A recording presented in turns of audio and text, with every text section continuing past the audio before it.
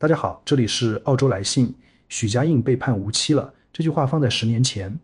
很多人可能不敢相信。那个时候的许家印是中国地产行业最会讲故事的人之一。他站在恒大的年会上，台下是几万名员工，舞台灯光打得像演唱会。他讲梦想，讲规模，讲世界500强，讲民族企业，讲恒大汽车，讲恒大足球，讲恒大冰泉，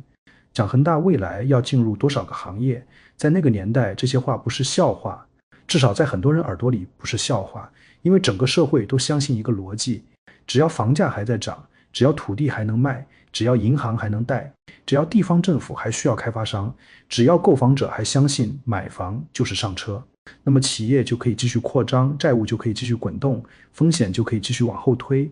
这套游戏玩得最极致的人就是许家印。2026年8月20日，深圳中院一审公开宣判许家印数罪并罚，被判处无期徒刑，剥夺政治权利终身，并处没收个人全部财产。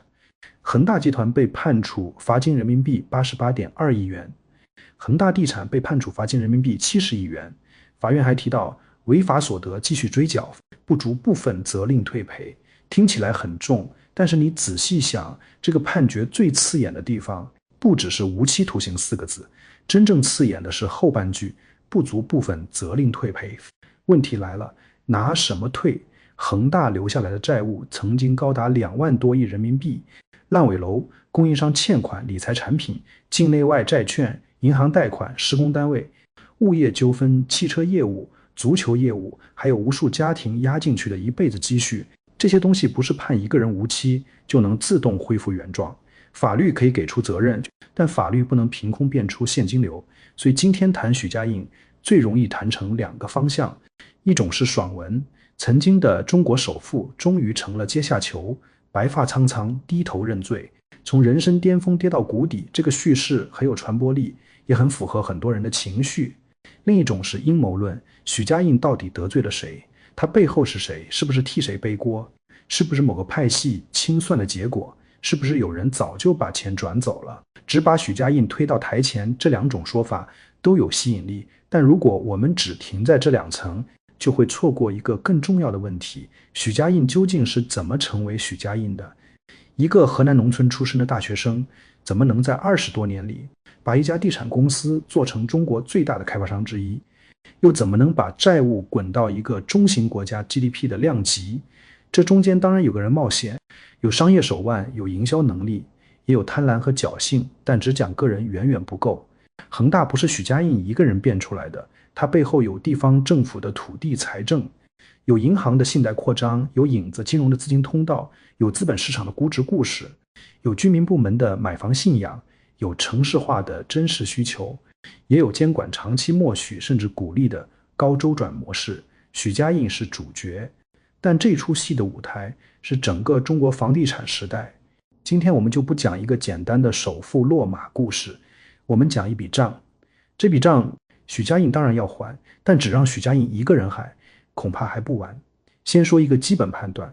许家印不是传统意义上的企业家失败。如果一个人开餐馆，判断错了选址，亏了；如果一个人办工厂，技术路线错了，产品卖不出去，倒闭了，这叫商业失败。恒大的问题不是这种，恒大是把整个时代给他的信用、土地、资金和预期全部压到了一个方向上，它不是慢慢经营出来的公司，而是一路借钱拿地预售，再借钱再拿地再预售，滚出来的巨型债务机器。这台机器在顺风时非常漂亮，你今天拿地，明天开盘，后天回款，接着继续拿地，房子还没有建完，钱已经回来了。银行贷款给项目，购房者按揭给银行，地方政府卖地拿钱，开发商扩大规模，供应商赊账施工，理财资金，补充现金流，所有环节看起来都很合理。地方政府说我要发展城市，银行说我有抵押物，风险可控，开发商说我是在满足住房需求，购房者说我不买就上不了车，投资人说中国房地产不会倒。于是大家都在同一个循环里互相证明对方是对的。房价涨，土地更值钱，土地更值钱，地方财政更有底气，地方财政有底气，城市建设继续扩张，城市越扩张，大家越觉得房子有价值，房子越有价值，银行越愿意放贷，银行越放贷，开发商越敢拿地。这就是中国房地产20多年里最核心的循环，它有真实的一面。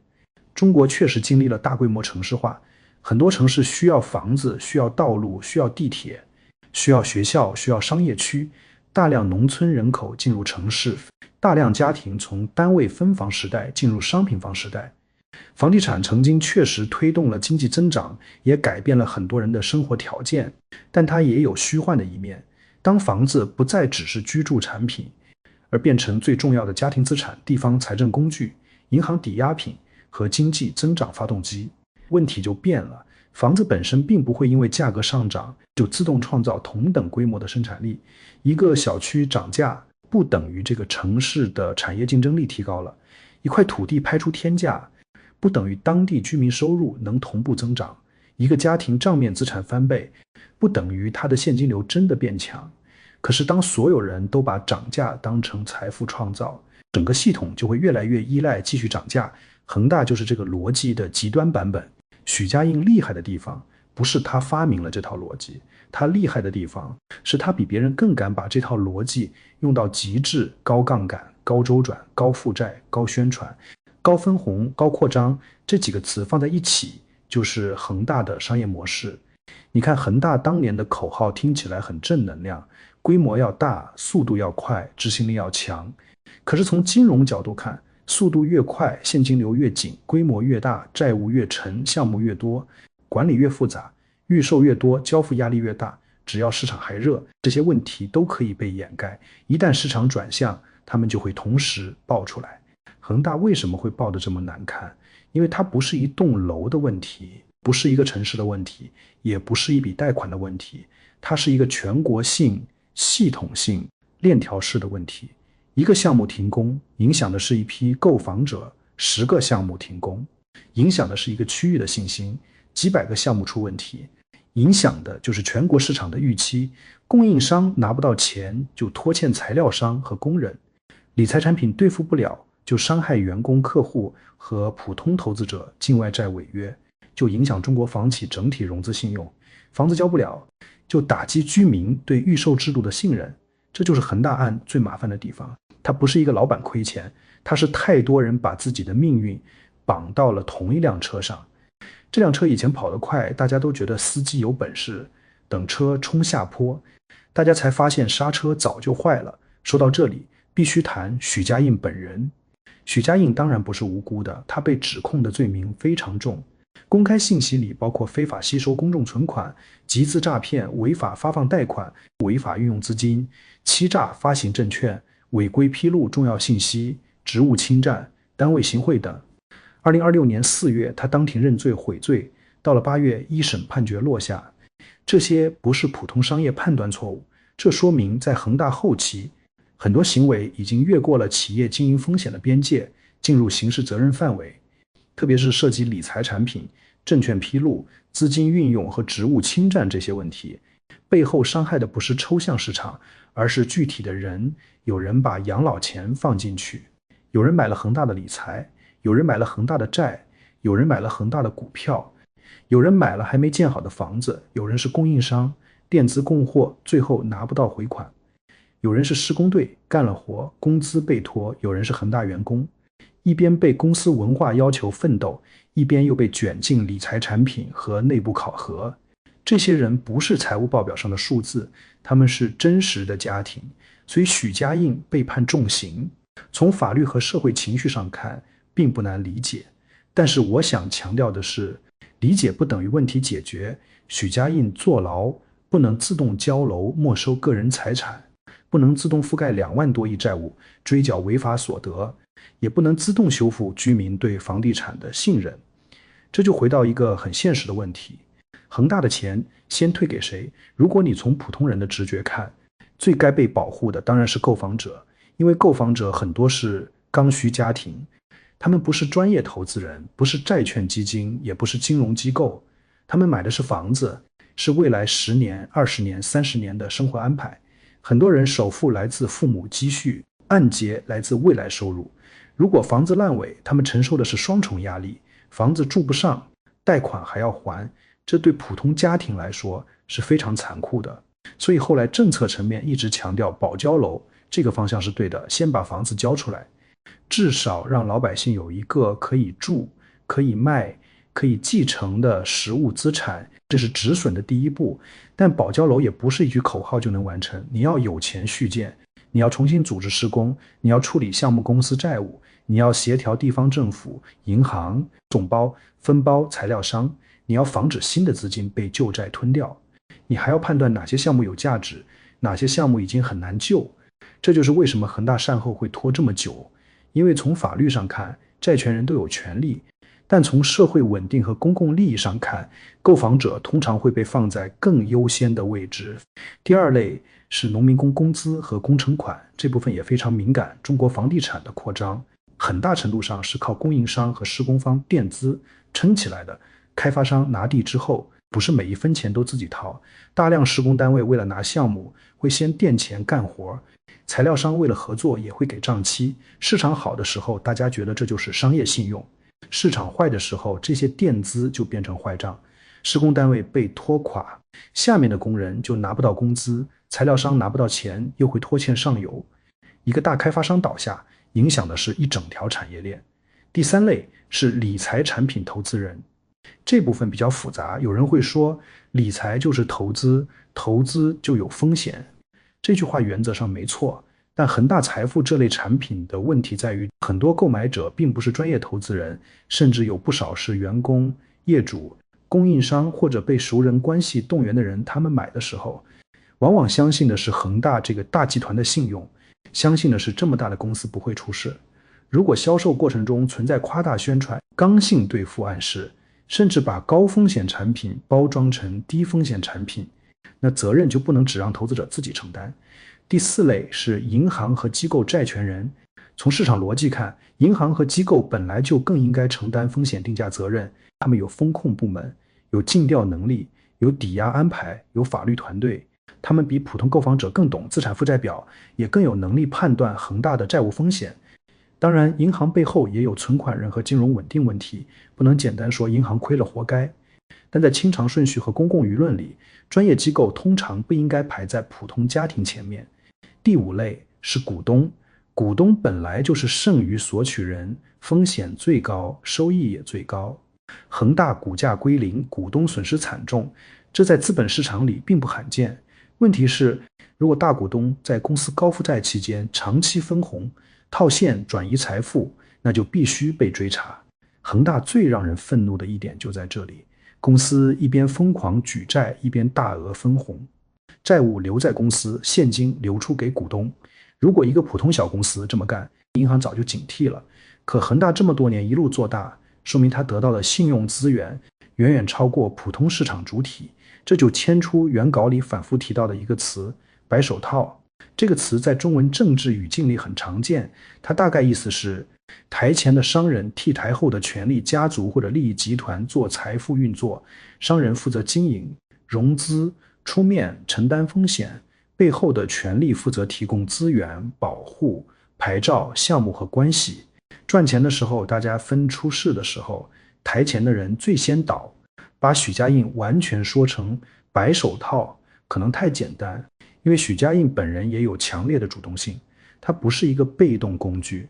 他确实有自己的商业帝国，有自己的权力网络，有自己的财富安排，也有自己的决策责任。但如果说中国的超级富豪完全靠市场竞争做大，也同样天真。尤其是地产行业，地产不是卖矿泉水，也不是开小饭馆，地产最核心的资源是土地、信贷、规划、审批、预售资格、融资通道和地方关系，每一个环节都离不开权力。在这样的行业里，一个企业做到恒大这种规模，不可能只是因为老板会卖房，他一定嵌在某种权力和资本网络里，这不是阴谋论。这是中国房地产的基本商业环境，土地是谁供给的，地方政府，贷款是谁放的，银行和金融机构，规划谁批，政府部门，预售谁管，监管部门，债券谁审批，谁承销，谁评级，一整套金融系统。所以我们看许家印，不应该只看他的个人传奇，也要看他如何在这套系统里生长出来。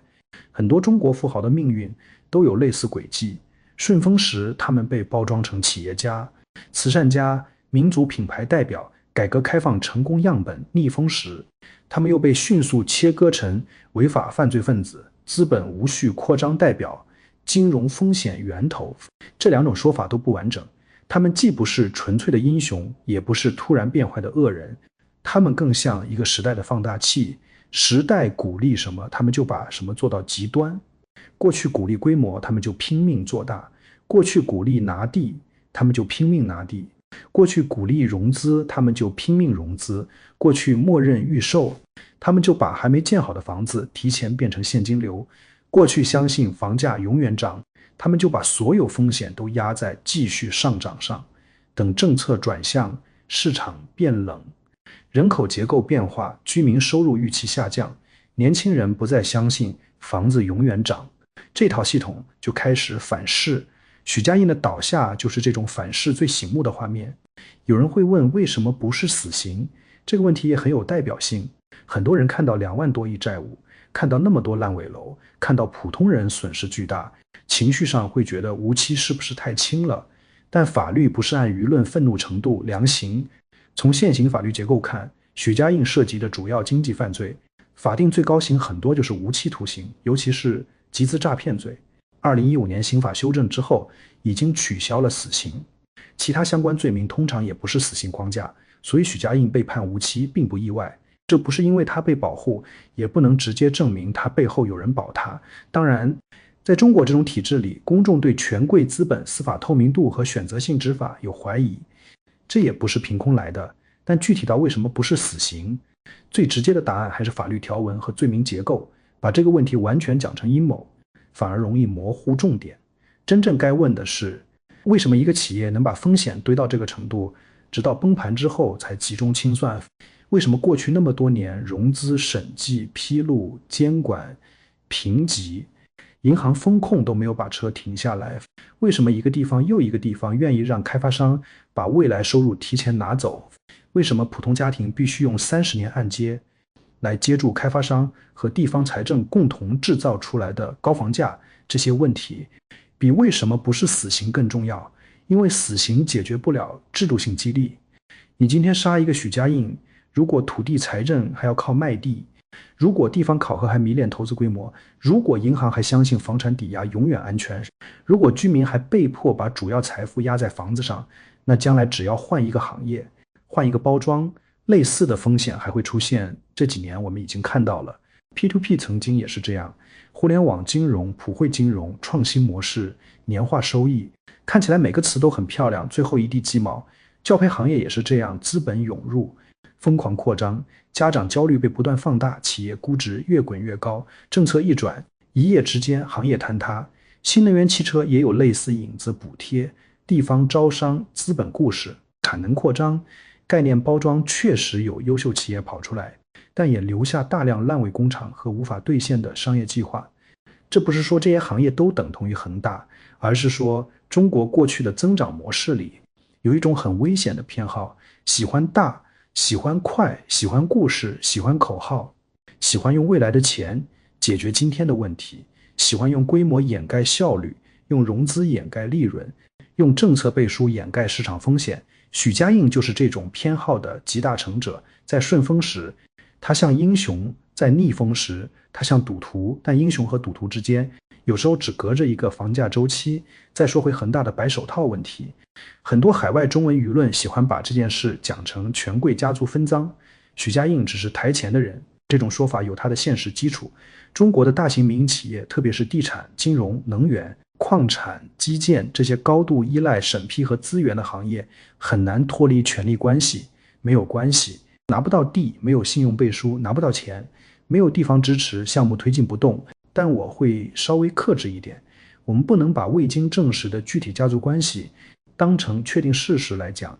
更稳妥的说法是，恒大的成长离不开权力结构，离不开地方政府和金融系统的支持，也离不开中国特定时代里对地产扩张的制度性纵容。这已经足够说明问题。因为真正可怕的不是某一个神秘后台，真正可怕的是一个公开运行的经济系统，长期把高杠杆当成高能力，把债务扩张当成企业家精神，把土地价格上涨当成城市成功，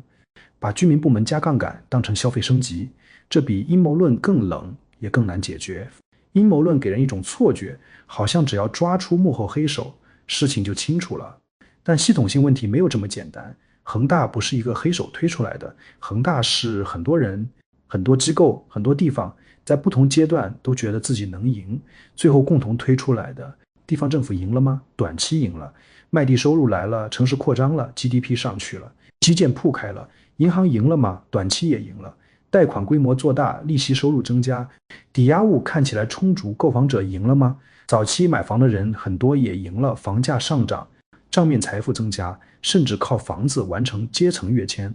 开发商赢了吗？在泡沫膨胀阶段，当然赢了，拿地、融资、上市、分红、扩张，老板们成了首富，企业成了世界500强。可问题是，短期的赢可能只是长期风险的另一种名字。当人口红利下降，城市化速度放缓，居民收入预期走弱，地方债压力上升，房价不再上涨，这个循环就不能继续了。然后大家才发现，过去的财富相当一部分其实是对未来的提前支取，未来被透支之后，账就要落到现实里，落到谁身上？落到买了烂尾楼的人身上，落到还在还贷的人身上，落到拿不到工程款的供应商身上，落到地方财政缺口身上，落到银行资产质量身上，落到年轻人的买房信心身上，落到整个中国经济的资产负债表上。所以许家印案不是终点，它更像是一个标志，标志着中国房地产最野蛮、最激进、最迷信规模的时代正式进入责任清算阶段。但清算不等于转型完成，一个时代结束往往不是灯一关，大家就进入新生活，它会留下很长的尾巴。比如地方财政，过去很多地方财政高度依赖土地出让收入，卖地收入好，地方就能修路、建新区、做配套、上项目，也能维持某些隐性债务的滚动。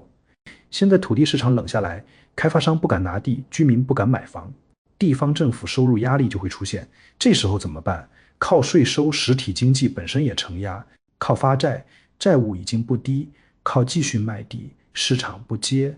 这就是房地产下行对中国经济的深层影响。它不是房价跌一点这么简单，它动的是地方政府的财政模式。再比如银行，房地产曾经是银行最喜欢的资产，有抵押，有土地，有房子，有政府隐性支持，有居民按揭现金流。相比中小企业贷款，房地产看起来更稳定，更容易做大规模。但当房价不涨，项目停工，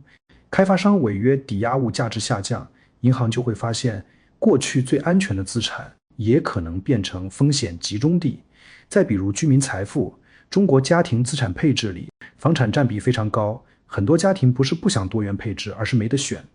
资本市场信任不足，养老体系压力很大，教育和医疗支出不确定。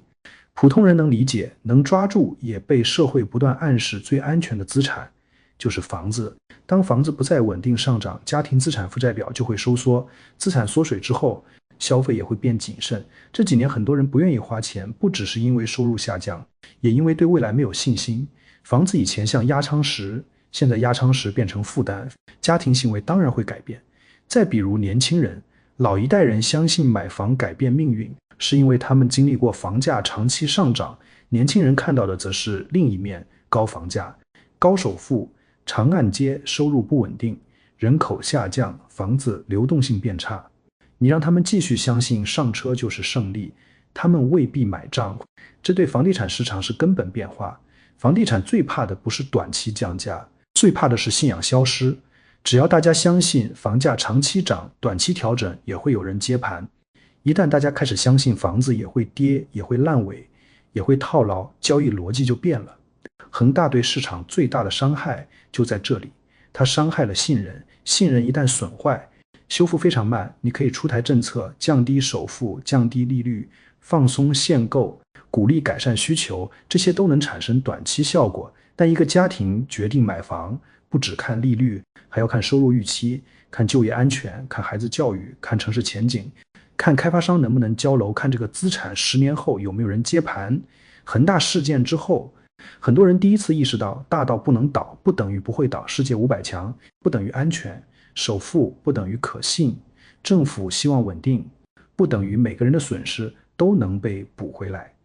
这对中国商业社会是一次非常重的教育。当然，许家印自己也有很强的时代符号意义。他的经历曾经很符合中国式成功叙事，出身普通，考上大学，进入国企，南下创业，抓住地产机会，借助城市化浪潮做到首富，再进入各种政治和商业场合，成为成功学样本。这种故事在中国很有市场，因为它暗合很多人的愿望。只要胆子大，只要敢拼，只要抓住机会，普通人也能翻身。但许家印的后半段又把这个故事撕开了，你会看到，所谓胆子大，可能是敢于承担风险，也可能是敢于把风险转嫁给别人。所谓会融资，可能是金融能力，也可能是不断用新钱填旧坑。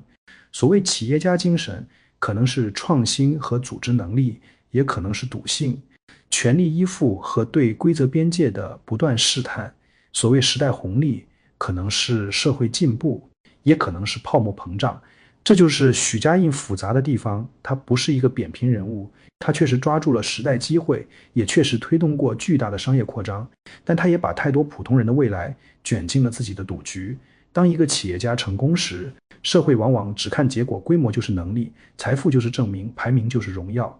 可金融行业有一句很朴素的话，杠杆会放大一切，它放大利润，也放大亏损，它放大声望，也放大羞辱，它放大企业家的野心，也放大社会承担的代价。恒大就是杠杆放大到极致之后的样子。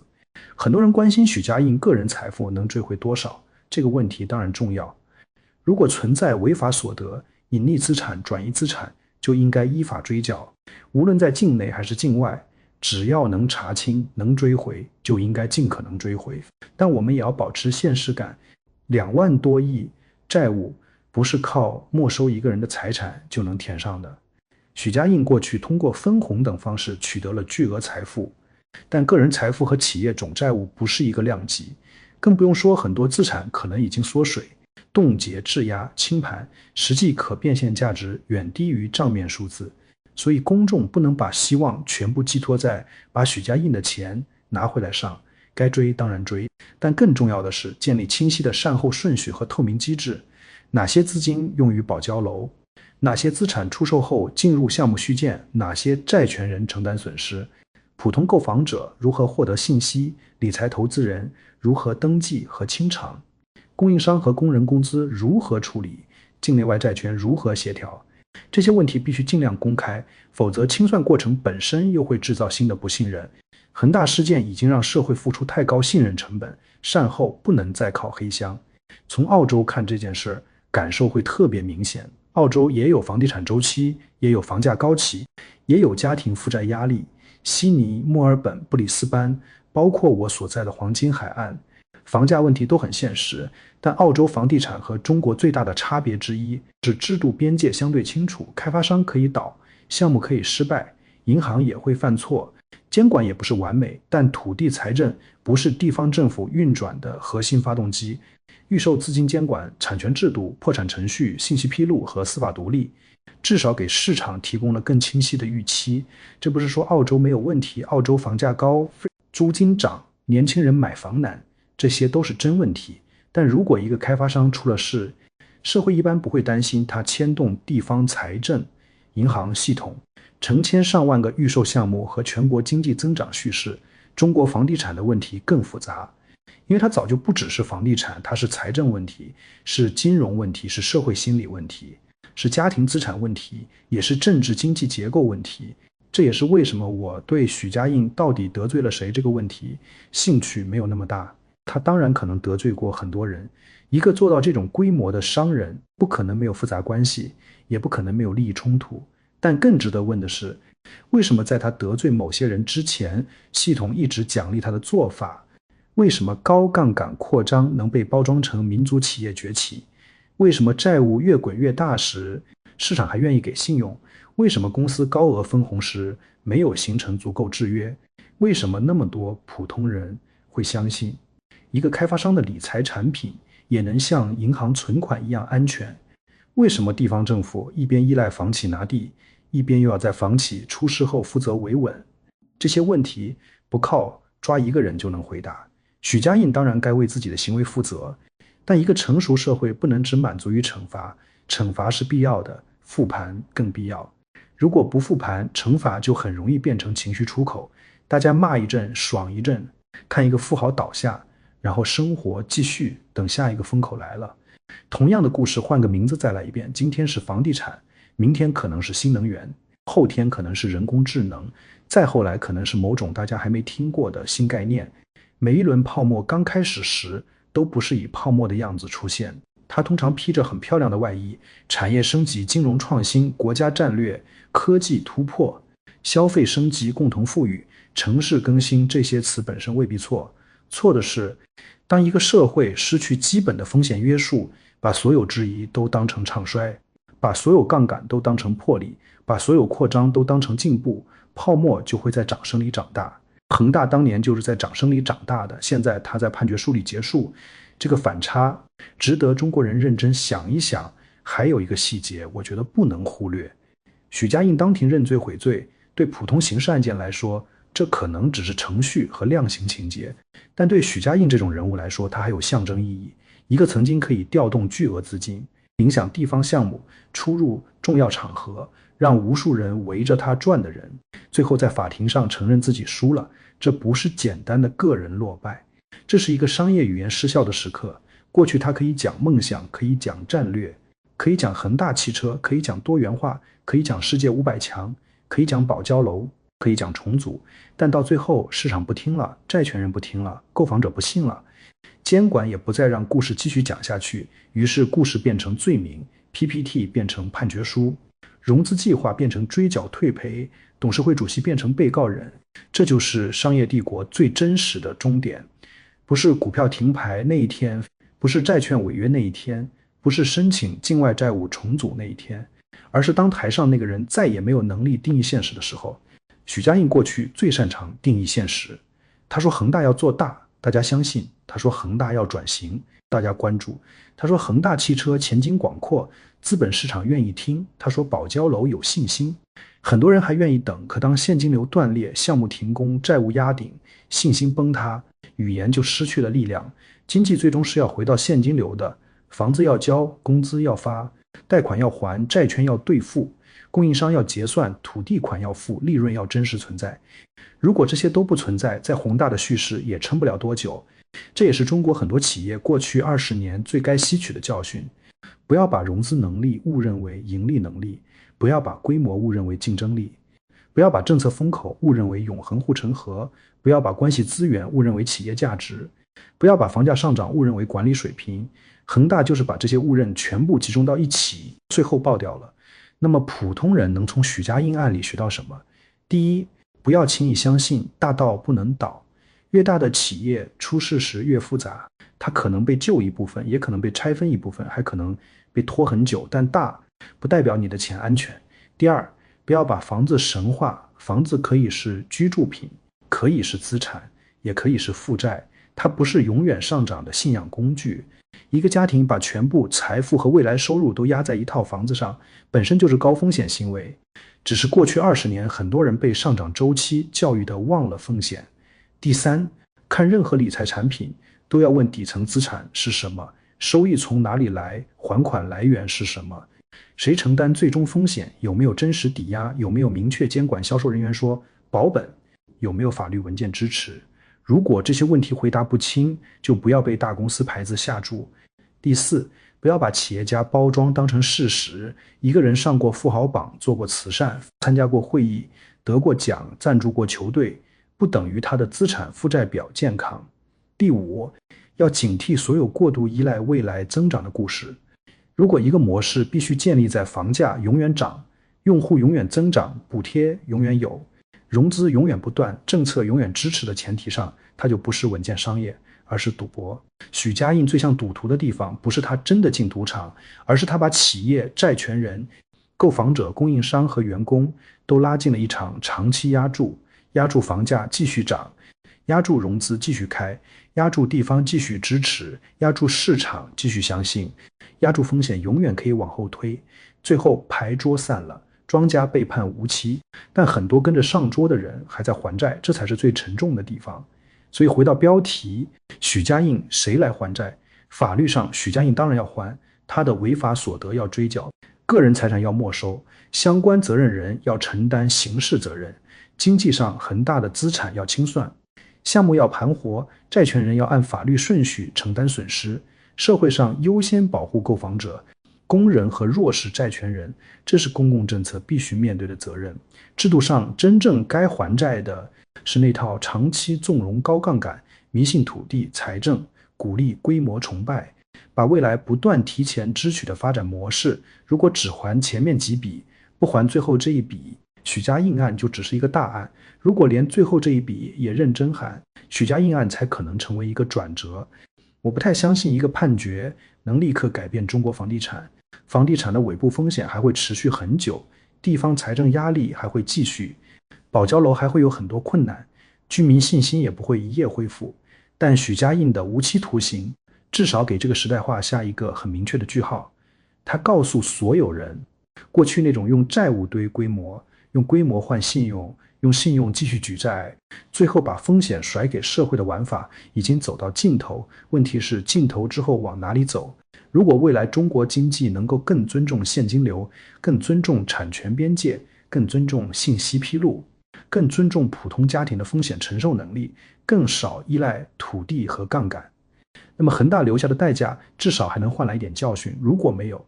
许家印只是第一个被写进判决书的符号，下一个许家印还会在别的行业以别的身份重新出现。这里是澳洲来信，谢谢观看，欢迎点赞、订阅、评论，咱们下期再见。